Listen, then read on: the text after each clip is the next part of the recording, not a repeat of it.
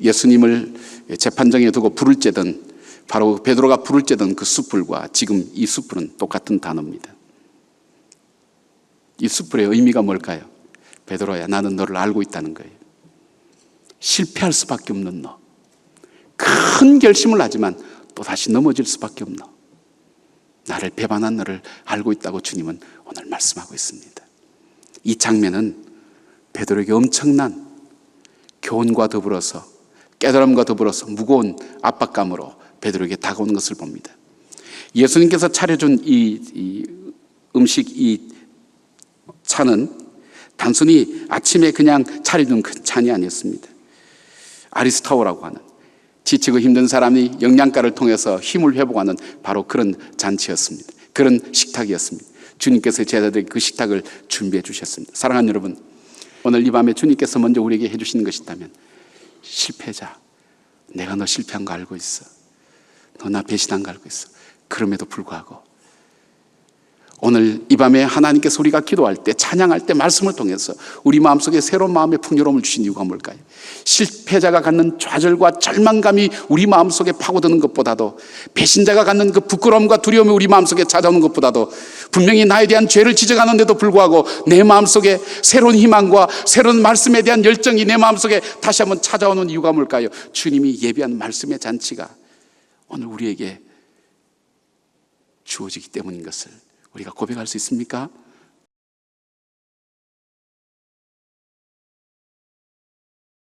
우리 인생을 돌아보면 펴지지 않는 우리의 삶이 있습니다. 아무리 우리가 마음으로 다리고 다려도 우리 인생 주름 간 것 펴지지 않는 그런 삶이 우리 삶 속에 있습니다. 아무리 내 기억을 빨아도 빨아지지 않는 내 인생의 기억들, 그래서 그 기억이 지금도 나를 힘들게 만들고 어렵게 만드는 그런 일들이 있습니다. 변화될 수 없는 일들, 그 일들을 안고 오늘도 살아가는 우리들 마음속에 우리의 삶을 돌아보면, 내가 이렇게 살려고, 지금 이 모습대로 살려고 그렇게 열심히 살지는 않았는데 나도 원치 아니하게 오늘 이런 모습으로 살아가고 있구나 하는 생각을 우리는 문득 함께 그런 마음을 갖게 될 때가 있습니다.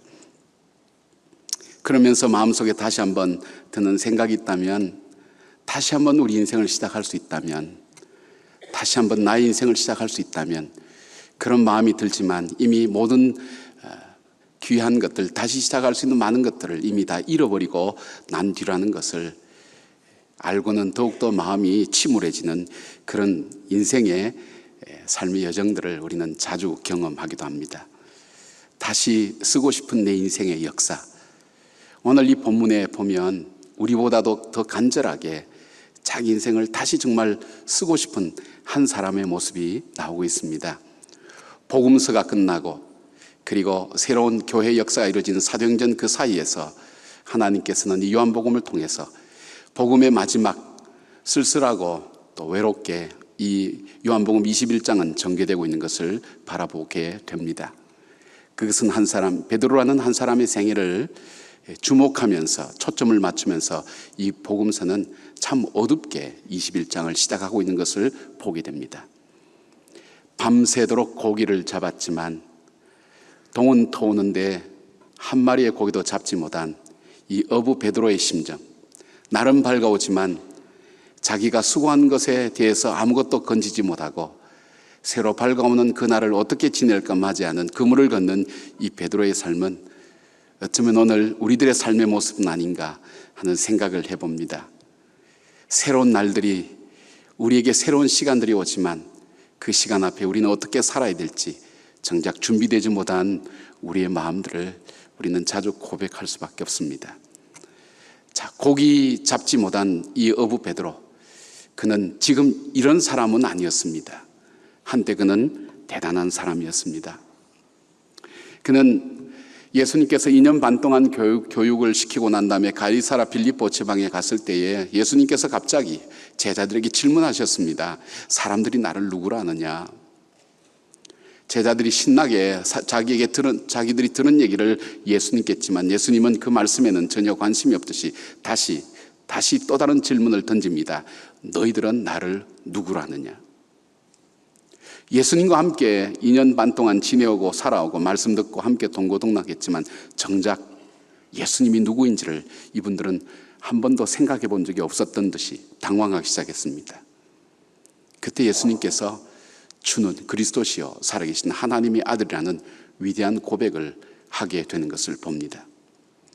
아무도 우리가 교육적으로 보면 예수님께서 정말 정성을 다해 가르친 그 교육의 해답을 알지 못하며 살아가는 이들, 아니 배움만으로는 이해할 수 없는, 고백할 수 없는, 지식만으로는 고백할 수 없는, 인간적인 지혜만으로는 할 수 없는 주님은 바로 내 앞에 서 있는 당신은 우리가 그토록 삼하고 기다려오던 역사 속의 예언자들이 예언했던 하나님이 약속하신 그 바로 그리스도 당신입니다. 그 놀라운 신앙 고백을 하게 되었다는 것, 아무도 하지 못했던 그 신앙 고백. 사랑하는 여러분, 오늘 우리들의 삶 속에서 이 놀라운 신앙 고백이 있는 사람, 그 사람의 삶은 분명히 다릅니다. 오늘 예수님이 칭찬할 만한 신앙 고백을 여러분 드려본 적이 있습니까? 아니, 내 가족이, 내 이웃이, 내 친구가 볼 때 저 사람은 정말 그 삶이 정말 주님을 그리스도로, 주님을 자신의 주인으로 섬기고 사는 정말 진정한 신앙인이야, 그런 칭찬을 들어보신 적이 있습니까? 아니, 그것을 떠나서 여러분을 섬기고 사랑하는 여러분의 목사님들이 저분은 정말 예수 믿는 사람이야, 정말 예수님을 자기의 왕으로, 자기의 제사장으로, 자기의 선지자로 정말 그렇게 섬기고 믿음 안에서 걸어가는 사람이야, 이렇게 칭찬받아 보신 신앙 고백을 드려보셨습니까? 아무도 드려보지 못했던 그 신앙 고백, 이 베드로는 주님이 칭찬하시는, 아니 역사 속에 기억될 만한, 성경과 함께 하나님의 역사 무대에서 영원히 기록되어지고 고백되어질 위대한 신앙 고백을 드렸던 그 사람이었습니다. 그 위대한 고백을 했던 사람과 오늘 이 사람의 모습은 전혀 다른 그런 모습으로 다가오고 있습니다. 또 베드로라는 사람은 어떤 사람이었습니까? 그는 물 위를 걷는 이적과 기적을 경험한 사람이었습니다. 단순히 물 위를 걸었다고 여러분 그렇게 쉽게만 낭만적으로 생각하시면 안 됩니다. 그들은 몹시 지쳤습니다. 힘들었습니다. 태풍과 싸우면서 자기의 미래를 알 수 없는 뱃사람이었기 때문에 이 태풍의 어려움을 잘 알았던 그들, 그래서 그들은 거의 정신 상태가 정상적이 아닐 그때에 예수님께서 물 위를 걸어오실 때에 베드로만이 이렇게 이야기합니다. 만일 주시면 나를 명하여 물 위를 걷게 하소서. 우리가 생각하는 잔잔한 물이 아닙니다. 지금이라도 배 안에서도 배에 물을 넣으면서 파도가 치면서 그냥 우리를 휩쓸고 갈 만한 바로 그런 무서운 파도가 치는 바로 거기에 나를 명하여 물 위를 걷게 하소서. 지워버릴 수 없는, 잊어버릴 수 없는 체험을 했던 사람입니다. 그는 어떤 사람이, 신념의 사람이었습니다. 자기가 옳다고 생각하는 것을 위해서 생명을 바칠 수 있는 사람, 자기가 옳다고 생각하는 신념을 위해서 용감하게 자기 현실을 극복하며 그 예수님을 따라 나섰던 그런 사람이었습니다. 이 베드로는 또한 어떤 사람이었습니까? 자기는 죽더라도 예수님을 끝까지 따르겠다고 커밍아웃 했던 사람입니다. 공개적인 선언을 했던 사람입니다. 여러분, 자기가 마음으로 혼자 친구들에게 속삭이듯이 얘기하는 것과 공적으로 발표하는 것은 다릅니다. 정말 생명의 말씀이 주님께 있사온데 제가 어디를 가겠습니까? 저들은 다 떠날지라도 나는 주님을 떠나지 않겠습니다. 공적으로 선포하고 선언했던 바로 그 사람이었습니다. 또한 그 베드로는 어떤 사람입니까? 12제자의 리더였습니다. 12제자. 그는 바로 자타가 공인하는 예수님의 수제자였습니다. 로마 병정들이 예수님을 잡으러 올 때 그는 칼을 빼어서 잘 훈련된 정예병 로마 병정과 싸우면서 예수님을 지키기 위해서 나섰던 용기 있는 사람이기도 했습니다. 그러나 오늘 바로 우리가 보는 이 본문의 이 베드로는 더 이상 그런 사람은 아니었습니다.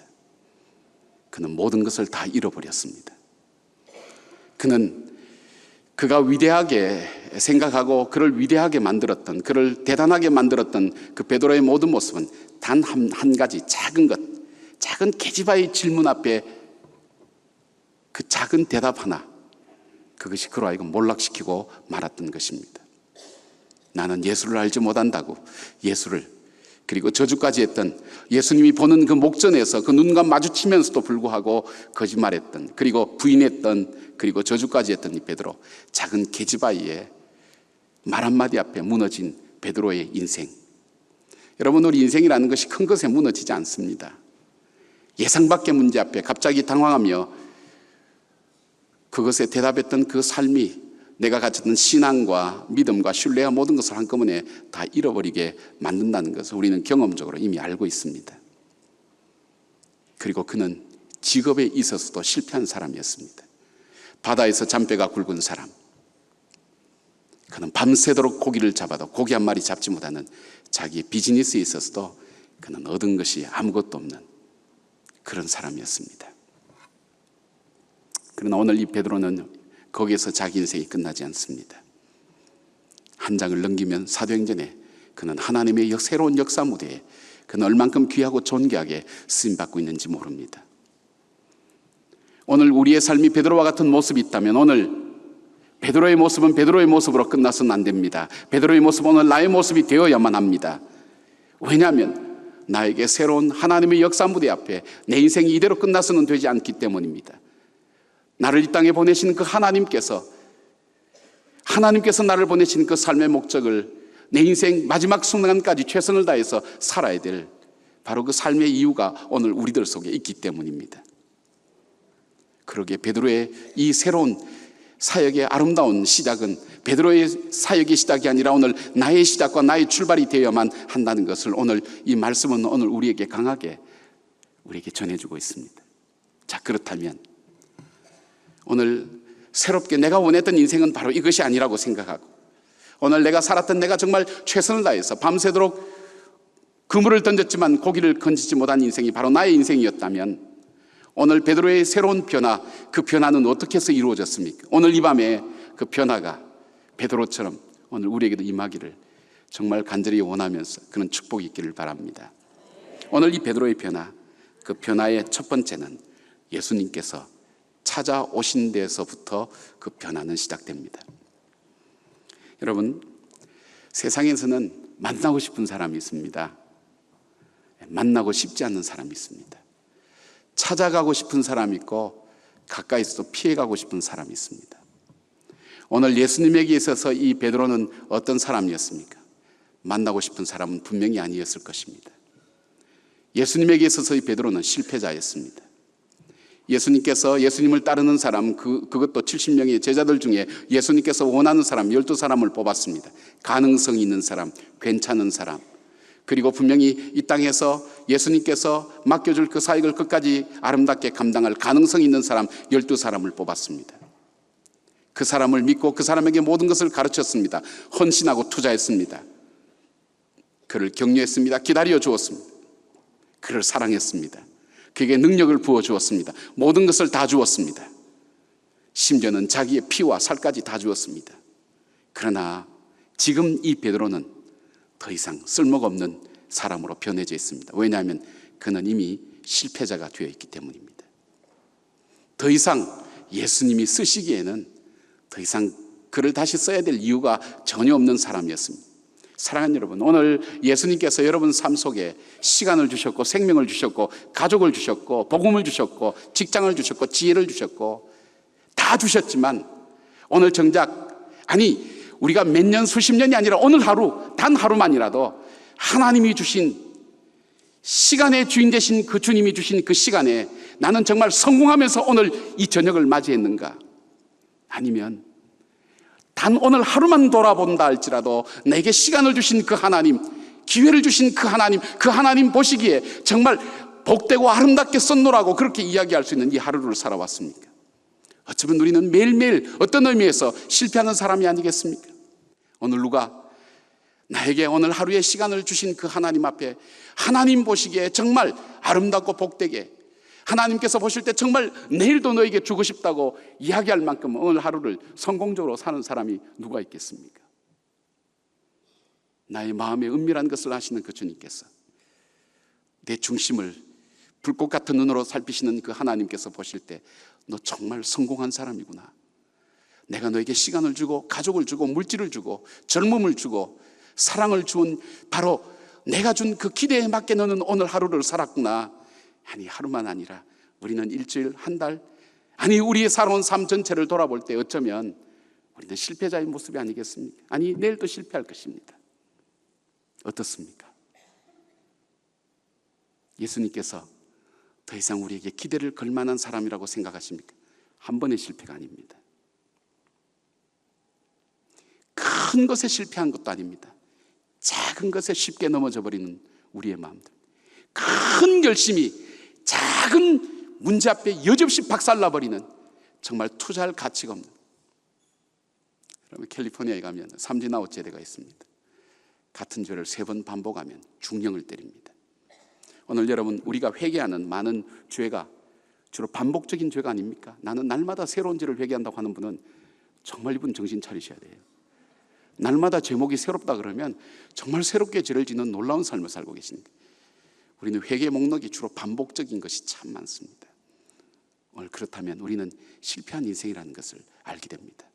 어쩌면 저와 여러분의 오늘 하나님께서 우리를 보실 때 사람들이 볼 때는 대단한 사람이라고 볼지 모르지만 우리 인생을 마지막 평가하시고 심판하실 그 주님의 불꽃 같은 눈의 그 기준을 가지고 오늘 볼 때 우리는 주님 앞에 어쩌면 처절하리만큼 실패한 사람의 모습이 아닙니까? 회복될 수 없는, 이제는 신용까지도 다 없어져 버린, 실패한 사람보다 더 찾아가기 힘든 사람이 배신자입니다. 여러분, 배신자는 정말 보기 싫습니다. 만나기 싫습니다. 그것도 눈을 빤히 뜨고 있는데도 불구하고 그 눈을 빤히 보면서도 예수님을 부인하고 배신하는 그 배신자. 예수님이 인생에 있어서 어쩌면 가장 고독한 순간인 바로 그 재판장 앞에 섰을 때 누구든지 한 사람 변호인 없이 외롭게 선 바로 그 순간에 가장 가까이서 목숨을 걸고 함께 해야 될 그 베드로마저도 예수님 보는 앞에서 그를 부인하고 그를 저주할 때, 그 배신감이라고 할 때 그것은 얼마나 아플까요? 예수님께서 마지막 그 재판정이 있을 때 배신하는 베드로를 보면서 다시 만나고 싶은 마음이 있을까요? 여러분, 배신한 사람은 바로 지척간에 있어도 너무너무 먼 거리에 있습니다. 둘러갑니다. 가까운 사람은 아무리 멀리 있어도 그 사람은 바로 가까이 나에게 있는 것처럼 가까이 만날 수가 있습니다. 사랑하는 여러분, 오늘 여러분들께서 주님께서 불꽃 같은 눈으로 여러분을 보고 계시는 바로 그 삶 속에서 예수님의 존재를 부인하는 듯 부인하면서 여러분 자신의 욕망을 위해서 이루어왔던 일들이 있습니까? 오늘 예수님을 철저하게 의식하시면서 그분을 인정하고 그분을 고백하고 그분이 나와 함께 동행하시고 지금 내 인생을 보고 계시다는 그 확신을 가지고 요셉처럼 피할 수 없는 그 유혹 앞에서도 하나님이 보고 계신다고 해서 거절하셨습니까? 오늘 하나님이 보고 계신데도 하나님이 전혀 계시지 않는 것처럼 하나님을 무시하며 하나님의 존재를 짓밟으며 오늘 우리는 나의 욕망을 채우며 살아왔던 어쩌면 배신자가 아닙니까? 어떻습니까? 아마 우리에게 양심이 있다면 이 질문 앞에 대답할 분은 아무도 없을 것입니다. 우리는 어쩌면 예수님께서 가장 기피하고 싶은, 만나고 싶지 않은 그런 사람일지 모르겠습니다. 베드로처럼 말입니다. 그런데 그 베드로를 예수님이 찾아오셨습니다. 그 찾아오심에 대한 시작, 그것이 베드로의 새로운 역사의 시작입니다.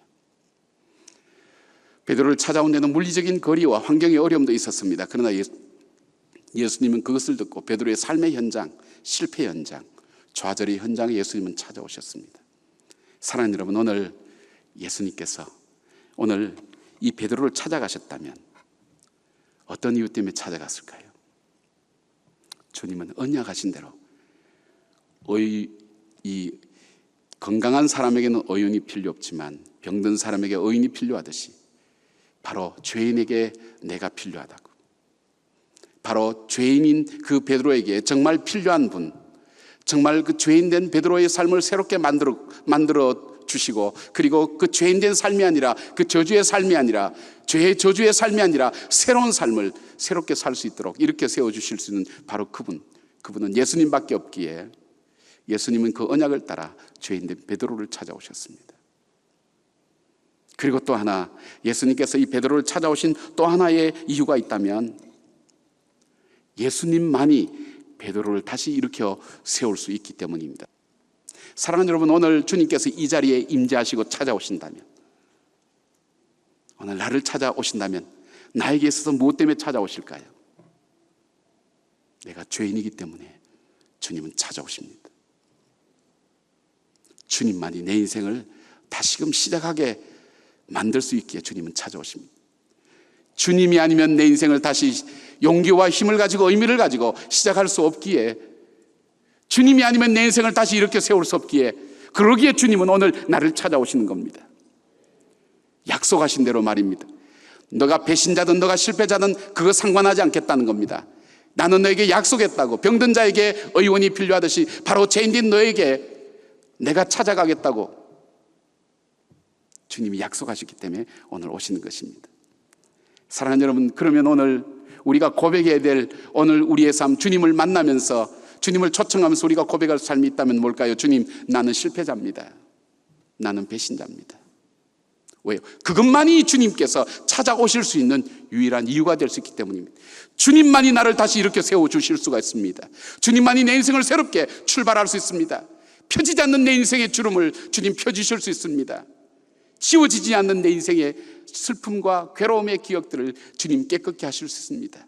주님만이 나로 하여금 다시 내 인생을 이렇게 세워주셔서 내 남은 기간이 얼만큼 되든 나로 하여금 지금까지 살아온 어떤 삶보다도 더 보람되고 복되고 아름답게 살 수 있는 그 삶의 이유가 바로 당신께 있습니다. 그 고백이 오늘 우리의 기도 속에, 우리의 이 예배 속에 함께 드려져야 될 것입니다. 사랑하는 여러분, 주님께서 오셨을 때 이 베드로에게 던졌던 첫 번째 질문이 있습니다. 그 질문이 뭡니까? 베드로야, 너가 정말로 고기를 잡았느냐? 여기에 고기는 우리가 흔히 얘기하는 자동차 뒤에 붙이고 다니는 익투스라는 그런 단어는 아닙니다. 프로스파기온이라는 그 단어인데, 이 단어는 우리가 정말 찾기를 원하는 특별한 고기를 의미할 때 그 단어를 씁니다. 주님의 질문이 그겁니다. 베드로야, 밤새도록 너가 찾기를 원하는 것 위하여 수없이 그물을 내렸다가 거두고 밤새도록 던졌지만 너가 정말 얻기를 원하는, 네가 찾기를 원하는 바로 그것을 얻었느냐? 주님이 오늘 우리에게 질문하십니다. 사랑하는 여러분, 여러분이 그토록 학문의 삶 속에 정진했고 사업을 했고, 여러분이 높은 어떤 권력을 가졌고, 여러분이 어떤 명예를 가졌고, 여러분이 어떤 지식을 가졌고, 여러분이 어떤 놀라운 경험을 했다 할지라도 정말 그것 속에 너가 정말 찾기를 원했던 진정한 삶의 의미와 삶의 희망과 그리고 삶의 목적을 너가 찾을 수 있었느냐? 밤새도록 수고하여서 늘 평생 다해서 모든 것 다 투자해서 최선을 다했던 삶, 자녀만 잘 됐으면, 자녀만 명문대학 들어가면, 자녀만 이 시험 합격된다면, 그래, 그렇게 되었다 할지라도 정말 너가 후회하지 않는, 너가 얻기를 원했던 진정한 너 삶의 어떤 것, 그것만 있으면 죽어도 여한이 없는, 아니 죽음 자체도 나에게 의미가 있는 그 어떤 것을 찾았느냐? 주님께서 질문하고 계십니다. 오늘 이 밤에 계신 여러분, 뭐 때문에 여기 오셨습니까? 다 찾지 못했지만 어떤 분은 찾는 시행착오를 지금도 계속할런지도 모릅니다. 어쩌면 여러분 속에는, 오늘 이 밤에 오신 여러분 속에는 주님 맞습니다, 어쩌면 나는 실패자입니다, 어쩌면 나는 배신자입니다, 그 고백을 가지고 오늘 주님의 도움만을 구하고 이 밤에 오셨다면 오늘 우리의 주님 질문 앞에 여러분 직면하며 대답해 보십시오. 그래, 정말 너가 그렇게 얻기를 원했던 것 얻었느냐? 주님의 그 질문 앞에 여러분 어떤 삶의 모습을 가지고 대답하실 수가 있습니까? 그때 주님께서 이렇게 말씀합니다. 배 오른편에 그물을 던져라. 여러분, 이 말씀은 굉장히 많이 듣던 말씀 아니었습니까? 베드로의 인생을 바꾸었던, 누가복음 5장에 처음 예수님을 만났던 바로 그날도 너무나 비슷한 상황이 아니었습니까? 베드로는 그날의 기억을 잊지 못할 것입니다. 오늘 주님께서 동일한 말씀을 하십니다. 찾지 못했느냐? 얻지 못했느냐? 그렇다면 배 오른편에 그물을 던져라. 누가복음 5장, 그날도 그는 밤새도록 고기를 잡았지만 특별한 날이었습니다. 하나도 건지지 못했습니다. 예수님께서 베드로에게 오셔서 그렇게 말씀합니다. 깊은 데로 가서 그물을 던지라고. 그물을 던졌을 때에 그물이 찢어질 정도로 많은 고기가 잡혔을 때 베드로는 밤새도록 그토록 잡기를 원했던 그 고기에게로 달려가지 아니하고 그는 예수님께로 왔던 이유가 있습니다. 그리고 그는 그렇게 얘기합니다. 내가 죄인입니다. 자기를 바라본 것입니다. 자기가 생각했던 그 어떤 것도 설명되어지지 않는 바로 이분의 하신 말씀, 그 말씀 앞에 순종했을 때 이루어졌던 놀라운 일들 앞에 그분은 정말 메시아라는 확신을 가질 만큼 대단한 분처럼 여겨졌습니다. 그 앞에서 진정한 자기를 바라본 겁니다. 그리고 오늘 예수님께서 동일하게 배 오른편에 그물을 던져라 할 때, 그 그물을 던졌을 때 많은 고기가 잡혔을 때 베드로는 무슨 생각을 했을까요? 오늘 베드로에게 예수님이 하신 말씀, 직접 하시진 않지만 이 말씀을 통해서 베드로야, 네가 오늘 그렇게 화려했던 그 인생의 출발 속에 오늘 이 허무하고 안타까운, 지금 다시 회복할 수 없는 이 실패의 자리에 있던 그 이유가 뭐라고 생각하니? 네가 그때 밤새도록 고기를 잡았지만 실패했던 그 이유, 그러나 그 실패를 이길 수 있었던 그 논리는 주의 말씀에 의지하여 던지겠나이다 할 때 그 실패를 극복할 수 있었다면 오늘 너의 철저한 실패는 어디서부터 왔는지 알겠느냐? 그것은 말씀대로 살지 못했던 바로 그 삶 속에서 너 인생에 실패가 왔다고 너는 한 번도 생각해 보지 못했느냐? 오늘 주님의 음성을 우리는 들을 수 있어야 됩니다. 오늘 주님 말씀하실 때 너의 삶의 이유를, 실패의 이유를 알겠느냐? 너가 다른 것 다 고려하지 않고 주의 말씀에 의지하여 그물을 던지겠나이다 했던 바로 그때 너가 정말 찾기를, 밤새도록 찾기를 원했던 그 고기를 잡은 것처럼 다시 한번 너 인생이 시작될 수 있다면 너 인생은 말씀에 의지하여 살아가는 그 인생, 거기서부터 다시 새로운 출발이 되어야 되지 않겠는가? 너의 실패의 원인은 말씀에 의지하여 살지 않았던 그 삶이었다는 것을 너는 알지 못하느냐? 여러분, 베드로가 바보가 아니면 분명히 깨달았을 거예요. 자기 삶 속에 자기 인생을 새롭게 출발하게 만들었던 바로 누가복음 5장의 그 사건, 예수님을 그 검증되지 않은 그 청년 예수를 따라 나서게 만들었던 자기 마음속에 진한 감동들, 그 사건을 잊을 수가 없습니다. 그런데 오늘 동일하게 주님께서 말씀에 의지하여 그물을 내릴 때 153마리나 되는 엄청난 고기가 잡혀질 때 베드로의 눈은 뜨지게 된 겁니다. 사랑하는 여러분, 어떤 실패를 하셨던, 어떤 배신을 했던 오늘 주님이 우리에게 가르쳐주는 깨우침은 무엇입니까? 주님의 진단은 무엇입니까? 자본이 부족해서 그런 게 아니야. 네가 자녀 교육에 대한 부분이 부족해서 그런 게 아니야. 인간인 누구인지 몰라서 거기서 실패한 거 아니야. 너의 실패가 있다면 말씀에 의지해서 살지 않았던 거기에 있다는 것을 오늘 주님은 우리에게 가르쳐주고 있습니다. 오늘 이 밤에 사랑하는 여러분, 우리의 실패를 극복하기를 원하십니까? 새로운 인생 살기를 원하십니까? 정말 의미 있는 인생 살기를 원하십니까? 그렇다면 오늘 이 밤에 우리는 말씀에 의지하여 살지 못했던 지난 날들을 돌아보며 다시 한번 말씀에 의지해서 주님, 내 인생을 살겠습니다, 그 결단이 오늘 밤에 주님 앞에 올려드려져야 됩니다. 예수님께서 이 베드로에게 올라오라고 얘기합니다. 이리 오라고. 밤새도록 고기를 잡고 지쳐있는 베드로, 그 베드로가 왔을 때 주님께서 준비해 주신 것은 떡과 고기였습니다. 여러분, 이스라엘 백성들에게 있어서 가장 큰 관심거리는 두 가지입니다. 하나는 이스라엘 백성의 정체성에 대한 부분입니다. 또 하나가 있다면 경제적인 문제입니다. 오늘 수많은 이스라엘 이 제자들, 초기 예수님의 제자들의 초창기 관심은 이 백성의 정체성과 더불어서 경제적인 문제에 고민이 있었습니다. 여러분, 마가복음 6장에 보면 광야에서 물고기 2마리와 보리떡 5개로 5천 먹인 바로 그 앞 사건에 헤롯 궁의 잔치가 나옵니다. 인간이 행복하고 인간이 배부르고 인간이 기쁘게 하려고 하는 모든 노력이 이 궁 안에서 이루어진 잔치에 있을 줄 알았지만 그것이 아니라 진정한 행복과 평안과 삶의 의미는 아무것도 찾아볼 수 없었던, 아무것도 인간을 스스로 행복하게 만들 수 있는 조건과 상황이 되지 않은 그 광야에서 이루어진 것을 보게 됩니다. 그 제자들이 그 사건을 경험한 것에 무엇을 경험했을까요? 정말 우리 인생의 풍요로움은 주님과 함께 할 때, 비록 인생이 광야지만 거기에서부터 인생의 놀라운 풍요로움이 이루어졌다고 그들이 그렇게 고백하지 않았을까요?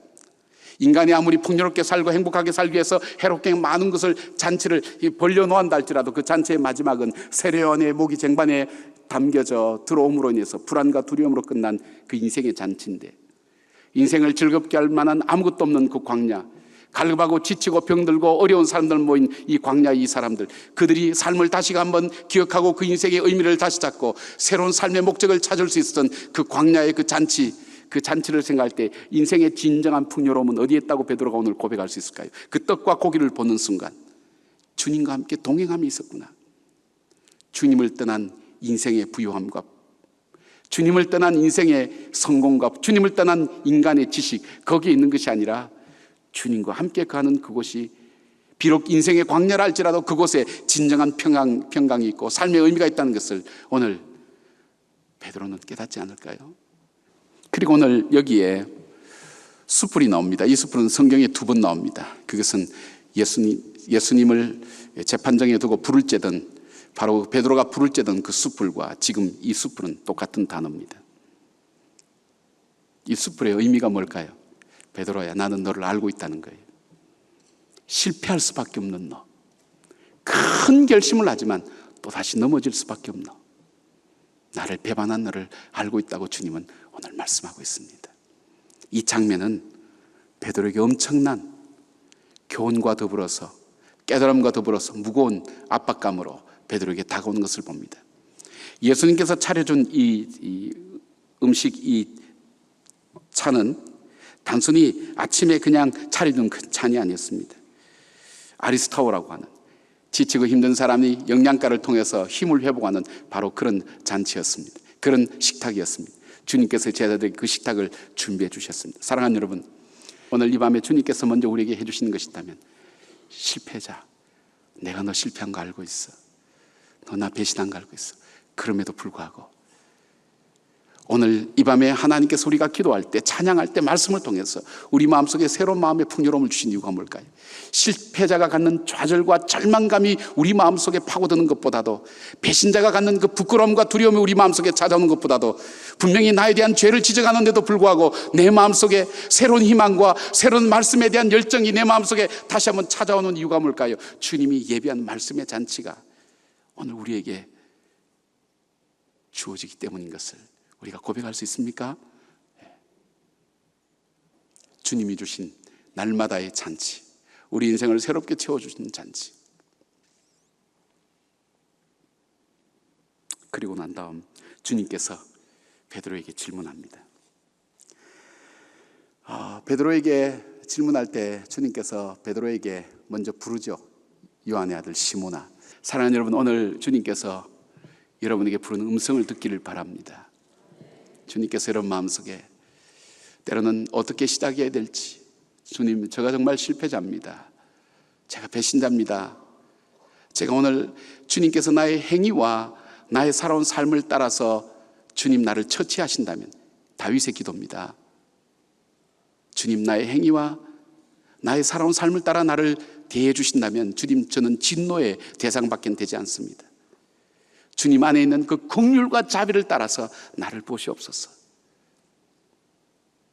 오늘 주님께서 우리의 행위와 죄를 따라 오늘 우리를 보지 아니하시고 목 잡는 양 같음을 인하여 주님 안에 있는 그 긍휼과 자비, 우리에게 그럴 수밖에 없었던 그 연약함을 보시면서 그 연약함을 다시 한번 이해하시고 감사하시는 그 주님, 바로 그 연약함 앞에서 넘어질 수밖에 없는 우리 자신의 부족함을 보시고 주님은 여전히 우리에게 여전히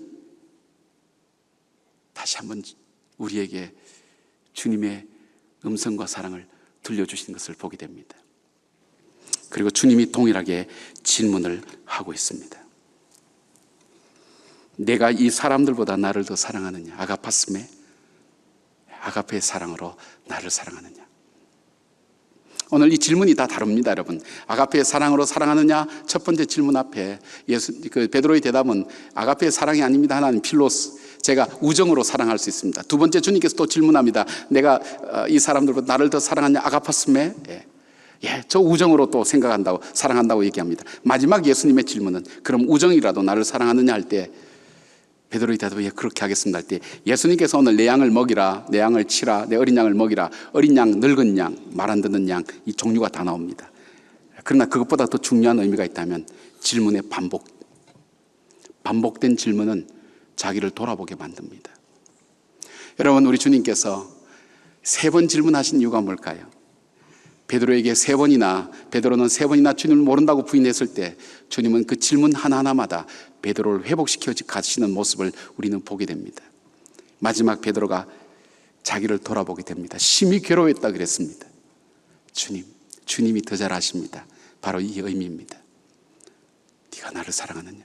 주님, 제가 주님 사랑한다 할지라도, 사랑한다고 지금 큰 소리 친다 할지라도 그렇게 할 수 있는 능력이 저에게는 없습니다.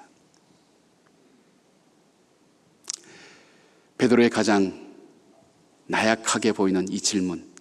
근데 주님께서 그때 이 질문을, 이 부탁을 합니다. 내 양을 먹이라고. 여러분, 예수님께서 이 베드로에게 궁극적으로 베드로를 제자 삼아서 궁극적으로 이 베드로에게 하고 싶었던 부탁이 뭘까요? 내 양을 먹이랍니다. 근데 여러분, 예수님께서 왜 베드로에게 지금 바로 이때 이 부탁을 할까요? 여러분은 가장 진지하고 비중 있고 의미 있는 질문, 부탁을 할 때에 여러분 가장 그 사람이 나약하고 무기력하고 실패할 수밖에 없고 그리고 아무것도 할 수 없는 그때 그걸 부탁하십니까? 그러지 않을 겁니다. 성공한 사람, 성공의 원리를 가지고 있는 사람, 가장 승승장구할 때 능력 있는 사람, 바로 그때 부탁하지 않습니까? 이 세상 사람들은 전부 다 능력 있는 사람을 붙들고 능력 없는 사람을 내어 쫓는 것이 세상의 논리입니다. 그런데 예수님께서 어떻게 주는 그리스도시 살아계신 하나님의 아들이라는 위대한 고백을 했을 때에도, 무리를 걷는 기적을 체험했을 때에도, 내가 배와 그물을 버려두고 가족을 버려두고 주님을 따르겠습니다는 바로 그때에도, 신념을 보여줄 때에도, 그리고 로마 병정 앞에 칼을 빼서 그리고 예수님을 지키겠다 할 때에도, 그때도 예수님은 이 말씀 안 하셨어요. 가장 부족할 때, 가장 연약할 때, 나는 할 수 없습니다. 주님, 나는 실패자입니다. 나는 배신자입니다. 나는 주님 그렇게 부탁하셔도 나는 그렇게 할 능력이 없는, 나는 굉장한 존재인 줄 알았는데 제가 저 자신을 보니까 전 아무것도 아니었습니다는 바로 그때 주님은 바로 이 부탁을 하는 것을 보게 됩니다. 저는 이 생각해 봤어요. 예수님께서 왜 복음서의 역사와 초대교회의 역사서로, 사도행전의 교회 역사로 바뀔 때 이 마지막에 왜 성령 충만하느냐 이렇게 질문하지 않고 사랑이라는 이 단어로 이 역사의 매듭을 짓고 새로운 전환점으로 만들었을까? 여러분, 저는 제 자신이 경험하고 또 제가 목회하면서 볼 때 정말 주님의 일 끝까지 하는 사람은요, 주님을 사랑하는 사람이 하지, 좀 어폐가 있으면 용서하십시오, 성령 충만하거나 지식 많거나 성경 많이 알거나 리더십 있거나 그 사람이 아니더라고요. 주님을 사랑하는 사람이 끝까지 하더라고요. 오늘 그러기에 주님은 피해의 역사를 만들어가는 초대교회, 생명의 역사를 만드는 초대교회를 맡길 때에 다 도망갈 수밖에 없는 그 상황 속에 주님께서 오늘 묻는 그 질문이 뭘까? 여러분, 도망갈 수밖에 없습니다. 우리가 감당해 너무 힘든 일들 많아요. 그러나 바로 우리에게 주님께서 묻는 그 마지막 질문이 네가 날 사랑하느냐? 잘할 거냐 못할 거냐, 왜 못했냐, 그거 질문하지 않습니다. 네가 지금까지 네 인생 왜 이렇게 살아왔니? 그 주님께서 그거 질문하지 않습니다. 네가 날 사랑하니? 그렇다면 말이야, 힘들지만 다시 용기를 내서 나를 사랑하기 때문에 이 일을 감당할 수 있겠니?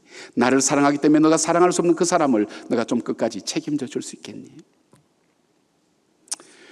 오늘 그 주님께서는 3번이나 우리에게 질문하시면서 당부하고 있습니다. 어쩌면 우리의 실패의 그 숫자만큼, 주님을 배신한 숫자만큼 주님은 오늘도 끊임없이 우리에게 계속해서 그 부탁을 하고 계실지 모릅니다. 오늘 이 밤은 주님의 이 질문 앞에 대답하는 밤이 됐으면 좋겠습니다. 주님, 사랑합니다. 주님은 그것 이상의 대답을 요구하지 않습니다. 잘할 거니? 못할 거니? 왜 이렇게 했니? 왜 너는 하는 짓이 이 모양이니? 그거 묻지 않습니다. 오늘 주님 앞에 이 사랑의 고백이 다시 회복되는 날, 다시금 우리 인생은 새롭게 시작될 것입니다. 편지를 하나 읽어드리면서 말씀을 마무리할 수 있도록 하겠습니다. 부족한 제가 제1회 서울시민대상을 수상하던 날, 1974년 봄 천국으로 먼저 떠나버린 딸아이를 생각하며 하나님께 감사와 찬송과 영광을 돌렸습니다. 젊은 날 의사가 되기를 소원하여 이 땅에 가난하고 헐벗은 사람들을 위해 인술로 헌신하겠노라 하나님께 소원했던 제가 막상 의사가 되어서 환자가 몰리고 돈이 벌리자 주일까지 범하는 불충한 하나님의 자녀로 전락해 버리고 말았습니다. 당시 동작동에 개업을 했었는데 교통사고 환자가 가장 많이 몰리는 병원이었습니다. 그런 어느 날 병원 앞에서 급브레이크 밟는 소리가 들려와 또 교통사고 환자로구나 생각하고 있는데 기사인 듯한 사람이 피투성이가 된 어린아이를 안고 뛰어들어왔습니다. 저는 아이를 받아 응급처치를 하려다가 천지가 무너지는 것 같았습니다. 가슴이 찌그러지고 피투성이가 된 아이는 바로 제 딸아이였습니다. 사랑하는 셋째 딸이었습니다. 오 하나님 부르짖으며 딸아이의 심장의 청진기를 미친 듯이 갖다 대었지만 아무 소리도 들려오지 않았습니다. 하나님 어찌 이리 하실 수가? 의사인 아비가 치료의 손길을 한번 못 펴보고 딸을 잃어버리게 하시다니. 저는 까마득히 잊고 살았던 하나님을 원망하며 저는 의사 가운을 벗어버렸습니다. 병원문도 닫아버렸습니다. 눈이 떠지면 실신한 사람처럼 딸아이의 무덤을 찾는 일만이 저 일과였습니다. 여름이 가고 가을이 가고 겨울이 되었습니다. 딸의 무덤에 내린 눈이 아이를 춥게 하는 것을 견딜 수가 없어서 웃옷들을 벗어버리고 맨몸으로 아이의 무덤을 껴안고 아비의 체온으로 눈을 녹여 주었던 때가 한두 번이 아니었습니다. 이듬해 봄 변함없는 일과로 딸아이의 무덤에 다녀오는 길목에서 열이 펄펄 나는 어린 손녀를 안고 울고 있는 한 가난한 할머니를 만났습니다. 저는 선배의 병원에 그 아이를 업고 가서 치료비는 제가 부담할 터이니 고쳐달라 했습니다. 그리고는 까마득히 잊고 있었는데 어느 날 할머니가 물어물어 제 병원으로 찾아온 것입니다. 어린아이가 먼지 쌓은 병원을 둘러보고 아저씨도 의사야? 근데 왜 의사 옷 안 입어? 청진기도 귀에 안 되네 하는 것이었습니다. 저는 저도 모르게 아이를 기쁘게 해주기 위해서 오랜만에 가운을 입고 먼지 쌓인 의자에 앉아 청진기를 대었습니다. 바로 그 순간 말입니다. 천재를 깨우는 듯한 심장의 고동소리가 들려왔습니다. 그 힘찬 심장의 고동소리는 내가 그리도 안타깝게 그리워했던 죽었던 딸아이의 심장의 고동소리였습니다. 그 아이가 사고를 당하던 날 그토록 청진기를 갖다 대어도 들리지 않던 바로 그 심장소리 말입니다. 그 고동소리는 아비의 귀청을 찢고 아비의 심장을 때리고 아비의 죽었던 영혼을 깨우는 힘찬 고동소리였습니다. 오 하나님, 신음하는 저를 아이가 놀라 올려다보았습니다. 그 맑고 영롱한 눈동자 또한 죽었던 딸아이의 눈동자였습니다. 저는 소리쳤습니다. 오 하나님, 작은 자를 돌보지 않고 세상을 따르던 저를 이제서 깨우십니까? 그 길로 저는 남현동의 보육원을 찾아갔습니다. 아니 하나님께서 보내셨습니다. 그 가난하고 소외된 이웃들이 살고 있는 봉천동에 병원을 다시 세우고 그들을 위해 봉사하게 하셨습니다. 이 모든 일 위해 우리 주님 홀로 영광 받으소서. 봉천동 윤종 의원 원장 윤주호. 이 편지가 이분만의 편지가 아니라 오늘 여러분의 편지가 되길 바랍니다. 기도하겠습니다.